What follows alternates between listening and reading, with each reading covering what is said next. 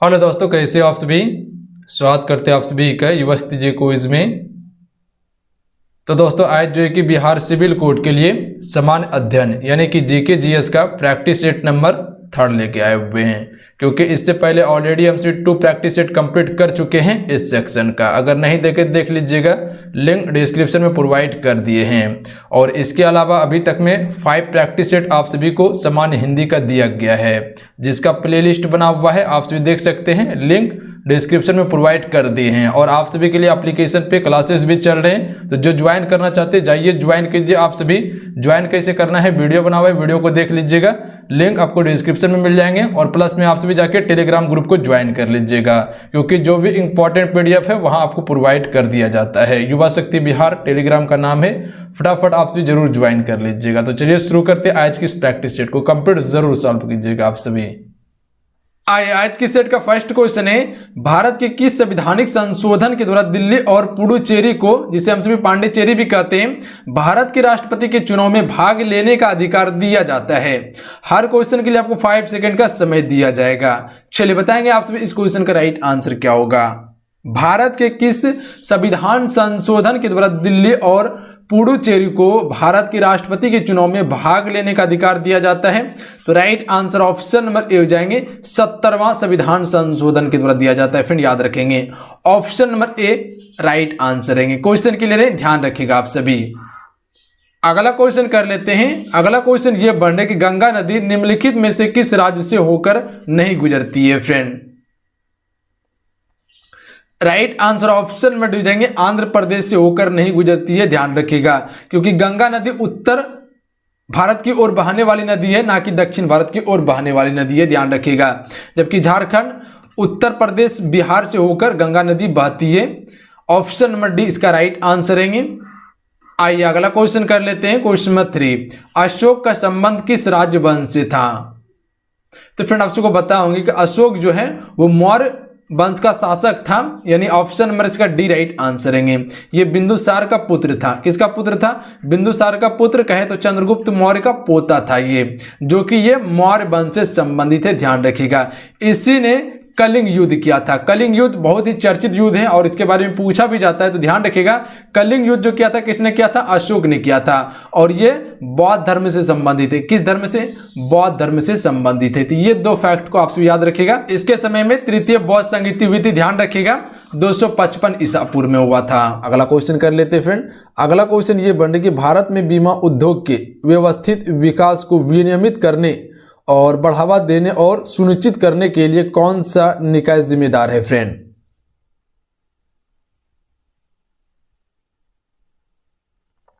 Right answer option में दीजिएंगे IRDAI है, जिसे हम सभी भारतीय बीमा नियामक और विकास प्राधिकरण कहते हैं। अगला क्वेश्चन कर लेते हैं। अगला क्वेश्चन ये बन रहा है कि PSLV का क्या अर्थ है? चलिए क्वेश्चन 5 के लिए आप राइट आंसर बताएंगे। PSLV का क्या अर्थ है?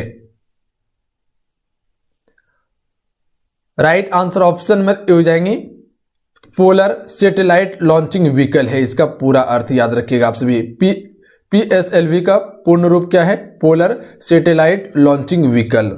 ऑप्शन में ए राइट आंसर रहेंगे फ्रेंड। अगला क्वेश्चन कर लेते हैं। अगला क्वेश्चन ये बन रहा है कि भारतीय राष्ट्रीय कांग्रेस INC के निम्नलिखित में से किस शस्त्र में पहली बार राष्ट्रीय गान गाया गया था? देखिए INC की जो स्थापना हुई थी, भारतीय राष्ट्रीय कांग्रेस की स्थापना कब हुई थी? 1885 में। किसके द्वारा किया गया था? AO ह्यूम के द्वारा किया गया था। और किस शस्त्र में पहली बार राष्ट्रीय गान गाया गया था? तो 1911 के कोलकाता अधिवेशन में गाया गया था। ध्यान रखिएगा आप सभी। तो पहली बार राष्ट्रीय गान कब गाया गया था? तो 1911 में कोलकाता अधिवेशन में। तो याद रखिएगा ऑप्शन में ए राइट आंसर रहेंगे फ्रेंड। अगला क्वेश्चन करते हैं, क्वेश्चन 7, द व्हाइट टाइगर उपन्यास किसने लिखा है? राइट आंसर ऑप्शन में दीजिएंगे अरविंद अडिगा ने। देखिए अरविंद अडिगा की ये उपन्यास है द व्हाइट टाइगर। इसका प्रकाशन कब हुआ था? तो याद रखिएगा 2008 में। 2008 में इसका प्रकाशन किया गया था।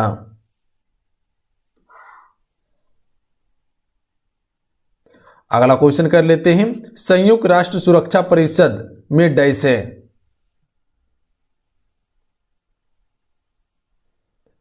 राइट आंसर ऑप्शन में भी जाएंगे 5 अस्थायी सदस्य और 10 अस्थायी सदस्य होता है संयुक्त राष्ट्र सुरक्षा परिषद में, याद रखिएगा।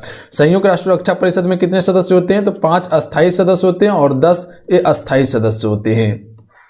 अगला क्वेश्चन देखिए फ्रेंड, अगला क्वेश्चन ये बन रहा है कि रेगिस्तान में यात्रियों को अक्सर पानी की एक सीट का ऑप्टिकल भ्रम होता है जहां वास्तव में कोई भी मौजूद नहीं होता है, ये क्या है?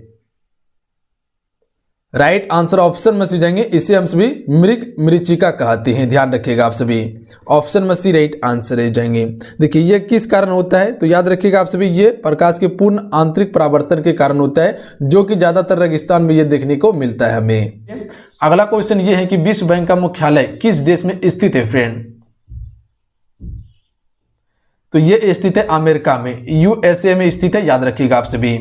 अगला क्वेश्चन देख लीजिए, अगला क्वेश्चन ये है कि यांत्रिक ऊर्जा डैश है।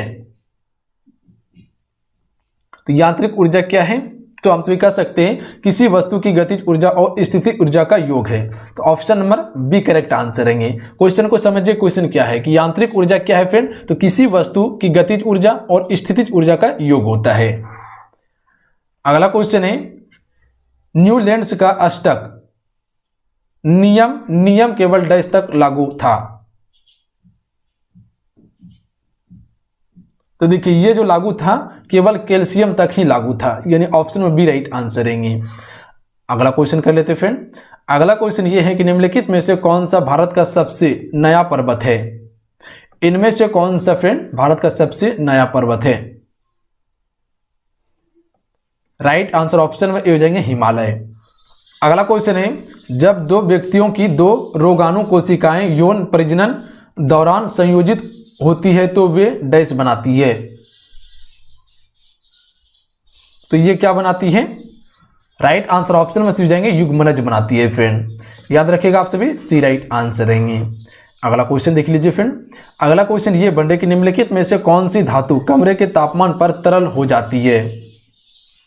कमरे के तापमान पर फ्रेंड कौन सी धातु जो है वो तरल हो जाती है? राइट आंसर ऑप्शन में दीजिएंगे मर्क्यूरी। फिर मर्क्यूरी जो है ये कमरे के तापमान पर तरल हो जाती है। अगला क्वेश्चन देख लीजिए कि आईसीआई बैंक के वर्तमान सीईओ कौन है?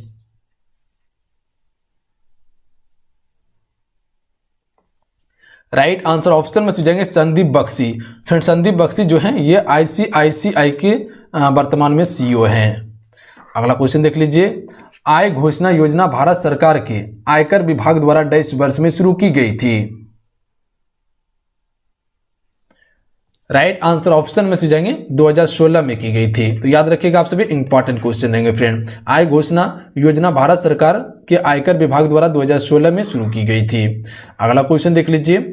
अगला क्वेश्चन ये बन कि भारत के संविधान के अनुसार संसद का कौन सा सदन संविधान संशोधन विधेयक पारित करता है? राइट आंसर ऑप्शन में दीजिएंगे उच्च और निचले दोनों सदनों द्वारा अलग अलग किया जाता है। ऑप्शन में डी राइट आंसर रहेंगे। अगला क्वेश्चन देखिए फ्रेंड। अगला क्वेश्चन ये बन रहा है कि कोई धातु पानी से प्रतिक्रिया करती है तो कौन सी गैस उत्पन्न होती है फ्रेंड? तो ये हाइड्रोजन गैस उत्पन्न होती है। ऑप्शन में सी राइट आंसर रहेंगे। देखिए कोई भी धातु पानी से प्रतिक्रिया करती है तो कौन सी गैस उत्पन्न होती है? हाइड्रोजन। अगला क्वेश्चन है, अगला क्वेश्चन ये है कि प्रोटीन संश्लेषण में मुख्य घटना डैश की रचना है। प्रोटीन संश्लेषण में मुख्य घटना किसकी रचना है? तो राइट आंसर ऑप्शन में डी हो जाएंगे, डीएनए और आरएनए कॉपी का ये रचना होता है friend. Option number D correct answer रहेंगे। देखिए 21 नंबर क्वेश्चन भी यहीं पे है, कुल प्रजनन दर संदर्भित करता है। अगला क्वेश्चन देखिए। अगला क्वेश्चन ये बन रहा कि निम्नलिखित में से कौन सा विश्व का सबसे ऊंचा वृक्ष है? इनमें से कौन सा सबसे ऊंचा वृक्ष है विश्व का? Right answer option number D जाएंगे रेडवुड। फिर रेडवुड जो है ये विश्व का सबसे ऊंचा वृक्ष है।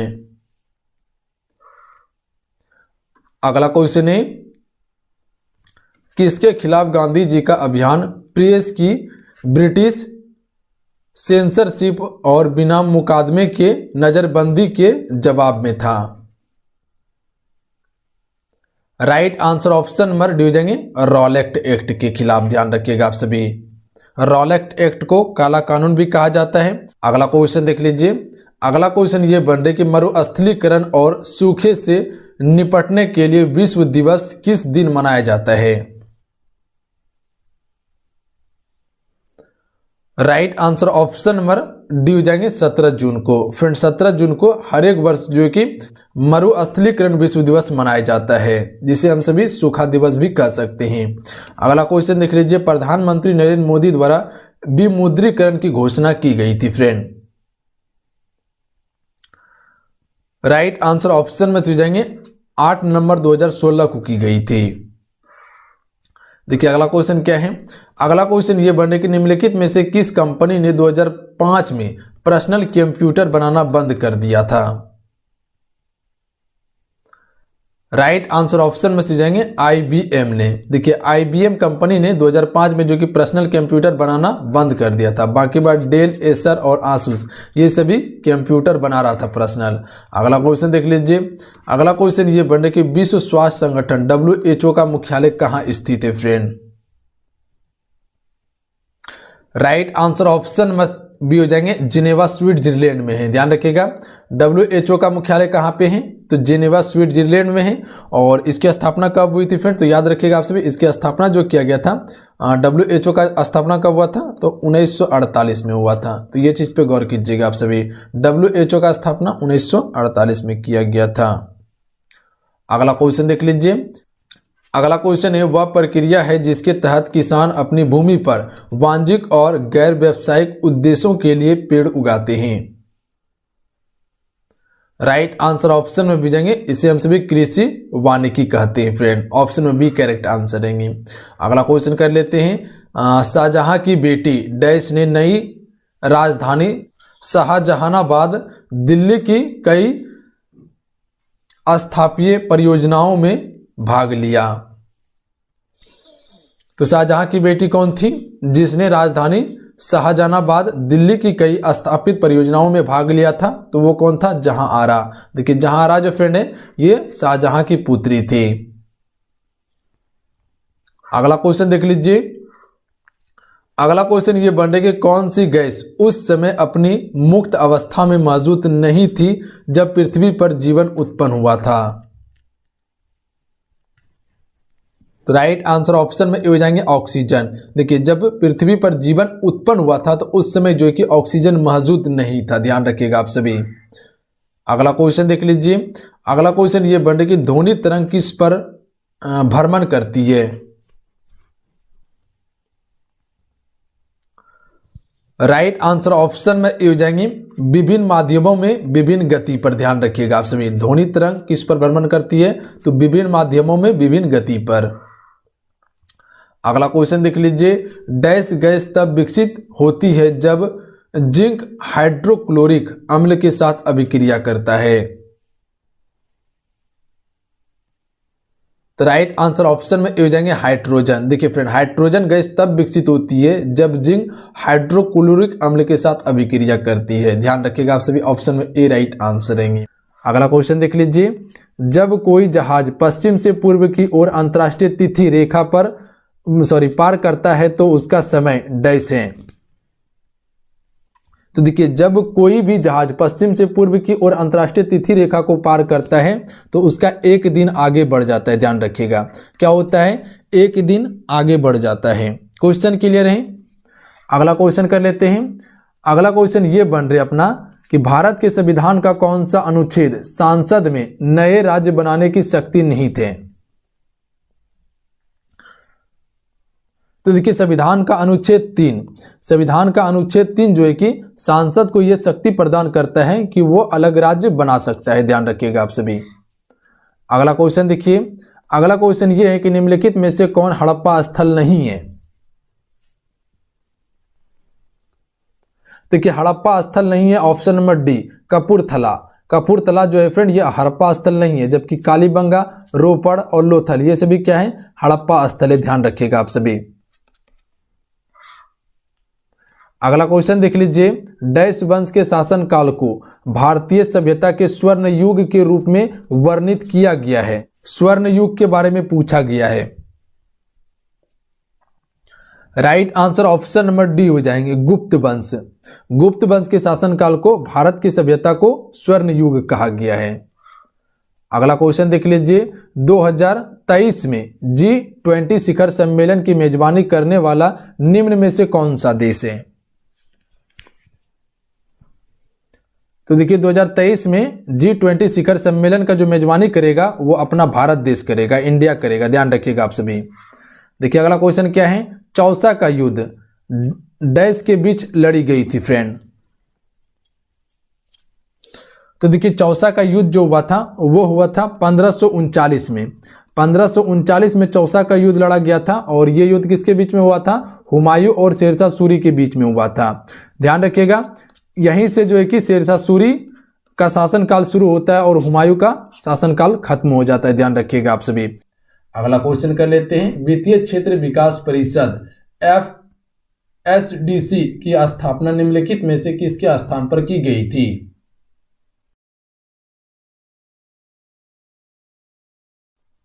तो देखिए FSDC की स्थापना जो की गई थी पूंजी बाजार पर उच्च स्तरीय समिति के स्थान पर की गई थी, यानी option number D right answer है। क्वेश्चन को समझिए, क्वेश्चन क्या कहना चाह रहा है। वित्तीय क्षेत्र विकास परिषद जिसे FSDC भी कहा जाता है, इसकी स्थापना किसके स्थान पर की गई थी? तो पूंजी बाजार पर उच्च स्तरीय समिति के स्थान पर की गई थी और इसका गठन कब किया गया था? 2010 में।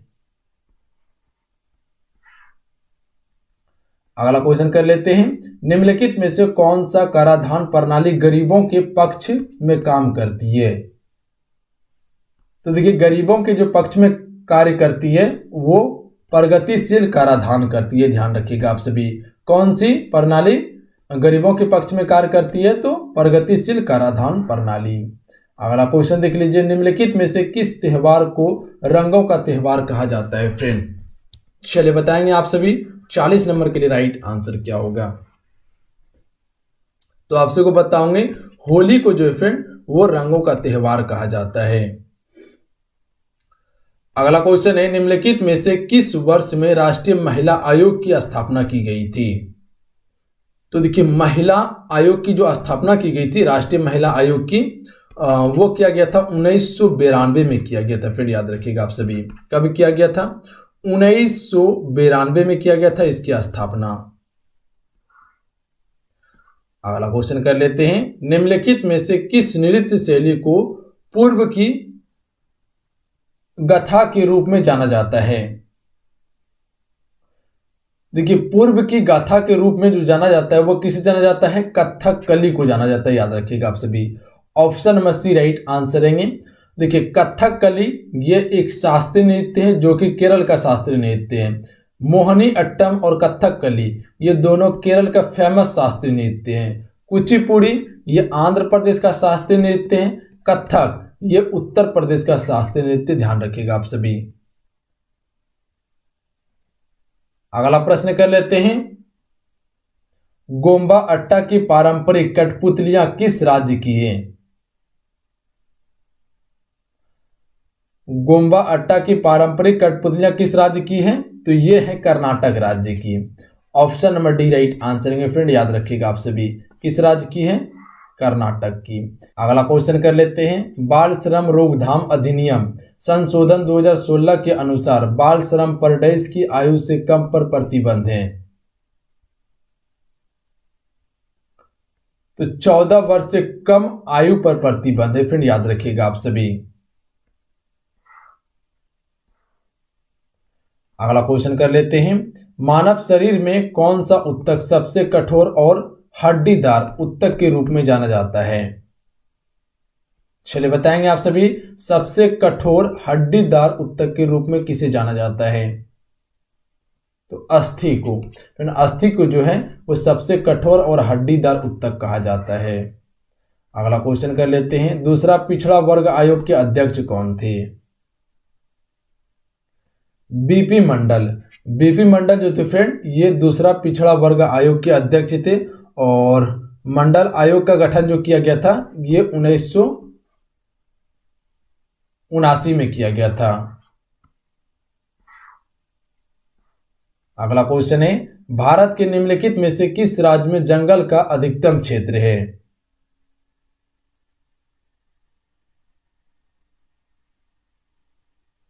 Right answer option number D हो जाएंगे मध्य प्रदेश में। देखिए मध्य प्रदेश में जो है फ्रेंड वो जंगल सबसे अधिक है, सबसे अधिक वन है मध्य प्रदेश में। अगला क्वेश्चन है, बहमनी राज्य किसके शासन में सबसे शक्तिशाली था? तो देखिए बहमनी राज्य सबसे अधिक जो शक्तिशाली था वो महमूद गबन के शासन काल में थे, याद रखिएगा आप सभी। अगला क्वेश्चन है, आमिर तैमूर ने दिल्ली पर किस वर्ष में आक्रमण की थी?